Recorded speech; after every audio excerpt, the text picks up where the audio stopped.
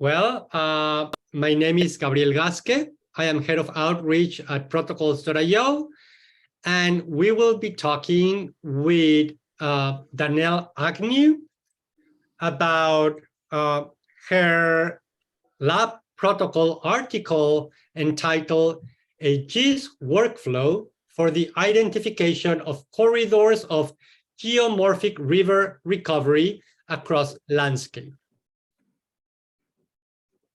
So Danelle is an environmental scientist and final year PhD candidate at Macquarie University in Sydney, Australia. She's passionate about conservation and about finding realistic solutions to mitigate the legacy of past poor environmental decisions.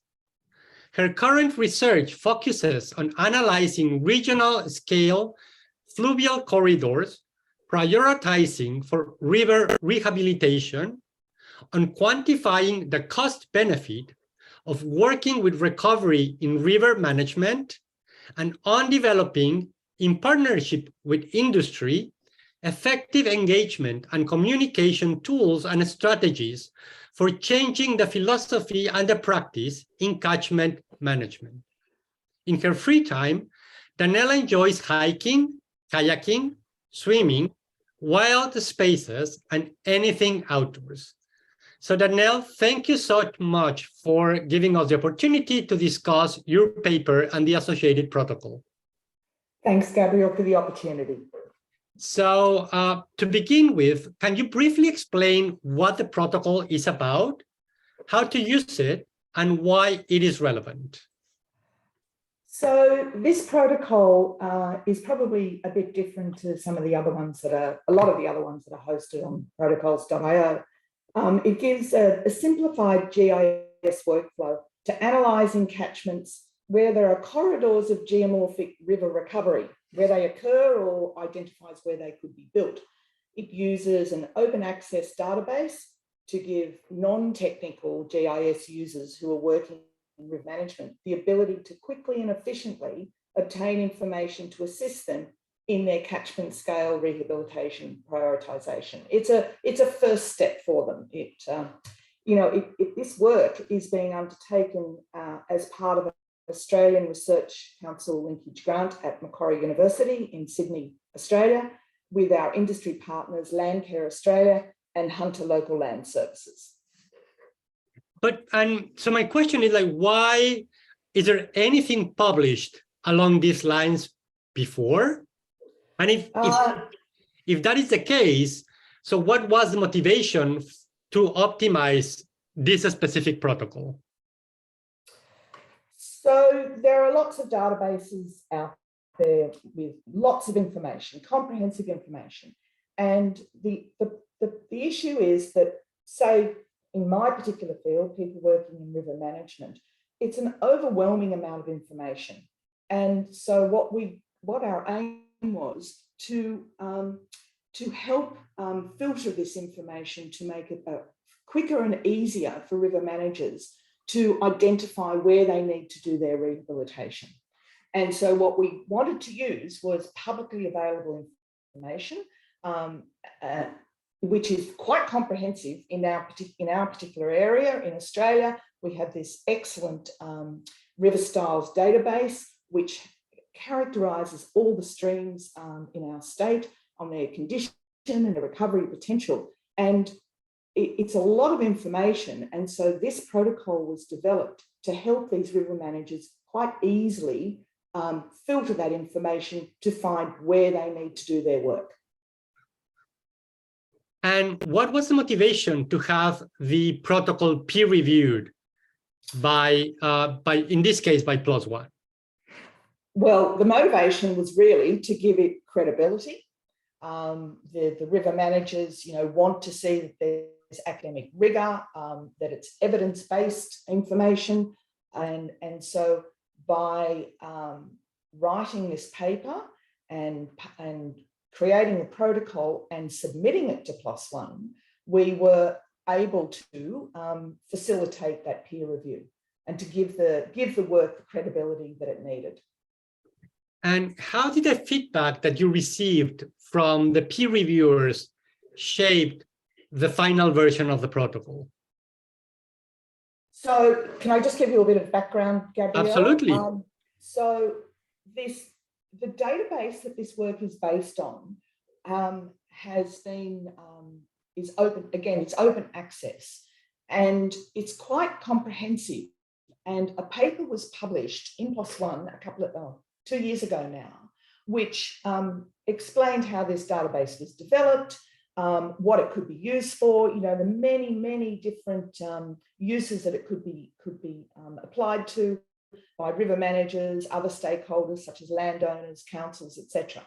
And so it made sense for us to follow on with PLOS ONE to write this paper, which is an application of the use of that database, and to submit it through PLOS ONE, because there's a lovely connection there. And so that's why we went with PLOS ONE and with this protocols. Now, your question again was the difficulties with getting it up. Is that correct? No, the question was about whether the feedback that you received from reviewers was helpful in shaping the final version of the protocol. Yes, absolutely. So when we submitted it the first time to protocols, the feedback was that it wasn't able to be followed easily, and we realised that we needed to put in many more steps to really clarify it. So what we did was we extended it, we made it quite detailed. We then asked some colleagues to look at it, you know, in our field to see whether they could follow it, particularly non-GIS users, to see if they could follow it. And then we also submitted it to some people who are very, you know, quite expert in their field, for them to say, yes, this works. And so that helped us. The comments by the reviewers on the first go through, you know, were quite valid in that we hadn't clarified the steps. And so the peer review process was excellent from that point of view, because we've now got a better product. And is there anything within this workflow that, let's say that you tried but didn't work, and then it didn't make it to the final version of the protocol or workflow? No, not really, not in this case. I think it was more a case of everything that we put in needed to be put in, but we needed to expand on it. And that's what the review did for us, was to say, well, yeah, yes, these steps are correct, but I can't really follow them very well. You need to make this clearer. And that is what we did. So nothing was removed. We just expanded on everything. I see. And what would you say are the most critical steps in the protocol? Those that if users want to apply your protocol really need to pay attention to? Look, the whole workflow is quite straightforward. You know, it's as I said, it's been pitched to non-GIS users. So we have used language that is very, very straightforward, that is quite understandable by river managers and other kind of stakeholders, such as landowners. I guess so the steps are quite straightforward, and we have provided a flow chart so you can easily see in one page, you know, in one screen, what the overall process is, and then we have the steps associated with it. I guess there's only one step that could be a little bit tricky. No, it's not really tricky. It's just in step 12, there needs to be some manual verification of the results. And so the user would need to look at the results that the steps have provided, and to visually look at them with the knowledge of their own catchment to say, well, okay, this seems the right sort of answer.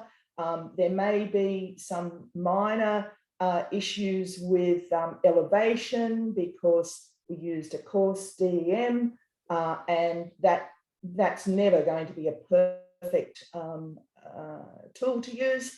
And so you would need to look closely at some of the results. But that visual inspection is quite important, because as river managers, That's what they need to be doing anyway, because this is was never designed to be a perfect solution. It was designed to give you a short list from where you can further prioritize and analyze. I see. So do you think that the workflows has room, this specific workflow has room for optimization? Sorry, I didn't quite. Do you think that there is room to further optimize the protocol? Good question. I guess if I thought there was a way to further optimize it, we would have done it already. Okay.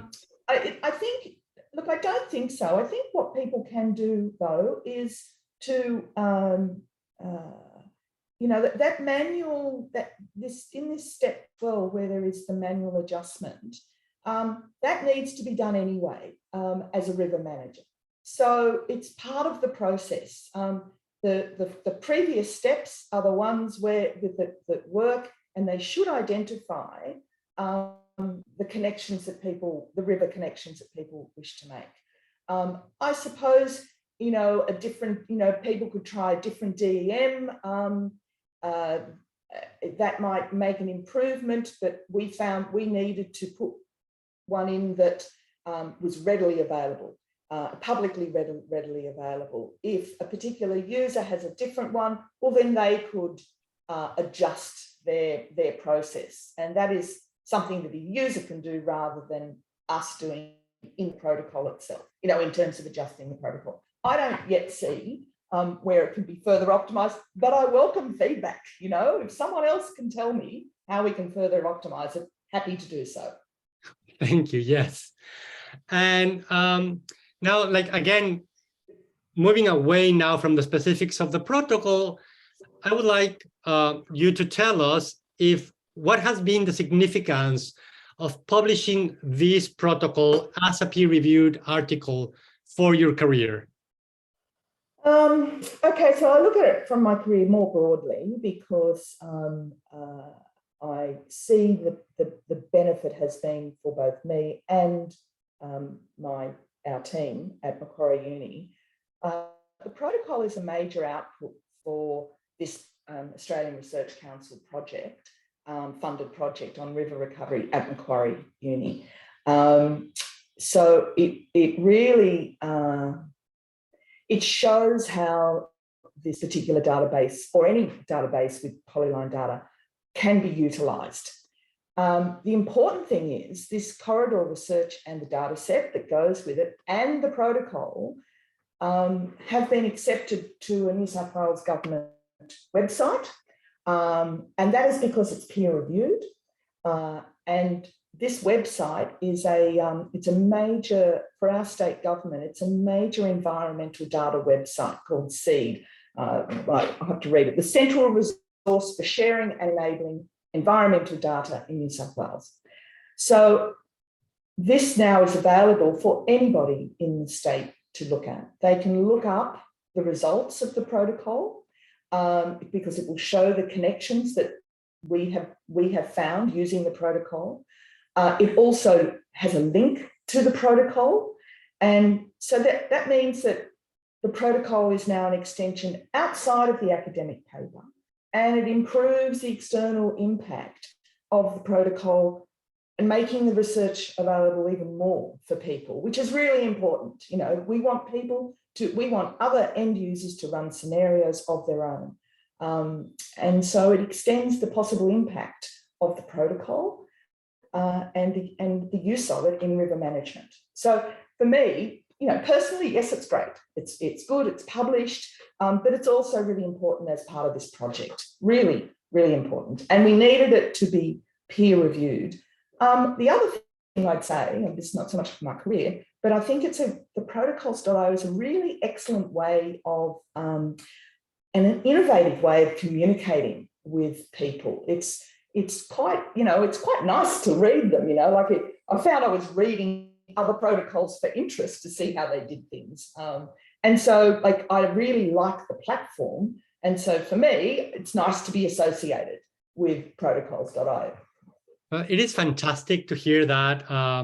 Not only that you find the tool friendly and useful and inspiring, but Yeah. all the impact that it has had, as you said, not only for your career, which is important, but to get the research out there and Absolutely. even beyond the academic community. Yes. Right? Making Yes. a tool that can be used beyond the realm of the university. Yes, absolutely. Absolutely. I agree. You know, this project on river recovery has been quite topical here in Australia because we have recently had floods, you know, so quite significant floods on our eastern coast. And so, you know, like it sort of really, really shows the currency of what we're doing in this research. And because there's a lot of work that needs to be done on river recovery here in New South Wales. And so having this protocol available, it allows people sort of in these affected areas to see where they can focus their efforts on rehabilitation. And so it's very, very topical at the moment. So it's a win-win as far as we're concerned. Yeah, thank you so much. Well, we are wrapping up. But before we finish, I would like to know if there's anything else that you would like to share that we haven't discussed so far. Okay. So one of the, I guess one of the important things is, I may have mentioned it before, but we wanted to target PLOS ONE because we targeted PLOS ONE because because there was a connection to the previous paper and our papers were an extension of that. But also PLOS ONE allowed us to publish both a research paper, which was the previous one, and this particular paper as the lab protocol. We hadn't come across something like this. You know, it was a very nice tie-in and we wanted it to be in the one in the one publication. And again, as I said, because PLOS Protocols is an innovative platform, we really liked it. But it's also because PLOS ONE is open access. And that was a very important thing for us and for the university. You know, it's we want to spread the information. I will say one other thing. When we were doing this, going through this process, and we were looking for inspiration in protocols.io, so much of it is, we felt we were kind of jamming our product in to fit protocols, because protocols is sort of so much, there's a lot of medical chemistry lab protocols, very precise. We needed something that was, should I say a little looser? That's not really the right word. Anyway, one of the ones we found was a demonstration, an archaeological demonstration of how to photograph artifacts in a new method, or a particular method to, enhance their visual, enhance them visually. And that gave us hope that, well, not hope, that gave us the thought that, well, okay, if protocols.io will do a protocol based on something like that, and there was a couple of other ones, we didn't find many, I have to say, Gabriel, that sort of spurred us on to say, well, okay, what we're doing can fit in here as well. Because it's not a spatial analysis, it's not a toolkit that's being created, etc. It's just a workflow for non-GIS users. And so in the end, we're really pleased that protocols.io has taken it on, accepted it, because it proves that there's something more outside than that you're willing to take on other types of workflows and other methods. And I'm so happy, Danelle, that you are raising this point, because actually the platform is agnostic to the type of research, to the type of protocol, to the content of the workflow. That being said, because the history of the platform itself, there is a bias towards, as you said, the wet lab, biomolecular research, but it doesn't have to be that way. So I'm so thankful that you put faith in the platform and decided to publish your protocol, your workflow in it, because the tools, the functionality is agnostic. But there is a feedback on who uses it and who reads it and is willing to use it. And unless we break that circle and are more inclusive in the communities that use it, it's going to remain within this bubble. It's not intentional, it's historical, but I'm so happy to see protocols that go beyond the wet molecular lab. But there is a bias, right? So yes, I thank you for having faith in that the platform could work for your needs.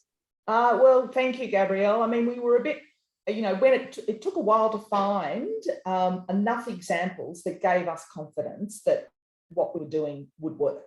And so I'm just delighted that we persevered basically, and it's been, and we're very happy with it as it is. And I have to say, and I welcome the feedback. And I have to say that protocol that you mentioned is actually highlighted in our first spotlight.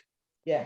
So we talked to the author, and we decided to talk to the author exactly because it wasn't a protocol on wet molecular lab, which there are many great protocols as well. Sure, but we wanted to show that it can go beyond that. And yours is a great example. Yeah, well, one of the things I liked about the archaeology one was that, well, okay, someone who has excellent camera skills could probably do that anyway. But the person who's working in archaeology may not have those kind of computer skills, so would be really delighted to see a template for how to photograph, and what settings to use. It's fantastic. They don't have to go to an expert to get that information. Protocols.io, the workflow there is the expert. And that's why I'm hoping the same thing happens with this. A person who is in river management, who is not a GIS or a spatial analyst, but knows their rivers and can work their way around, ArcMap or one of the other programs, and can just follow very simple prompts using inbuilt tools. They can do the work for themselves and fairly quickly. And so for us, that's really important. Anyway. And that's what we try to achieve as well. Yeah. We try to simplify the way researchers, to accelerate the way researchers do the research by having very clear, very instructive communications that simplify and minimizes the back and forth. You can take the protocol and you execute it because it's very detailed. It's a step-by-step. That's our goal. Yeah. Well, Danelle, I don't take any more of your time. It's been a delight talking to you. And thank you. Thank you. Thanks, Gabriel.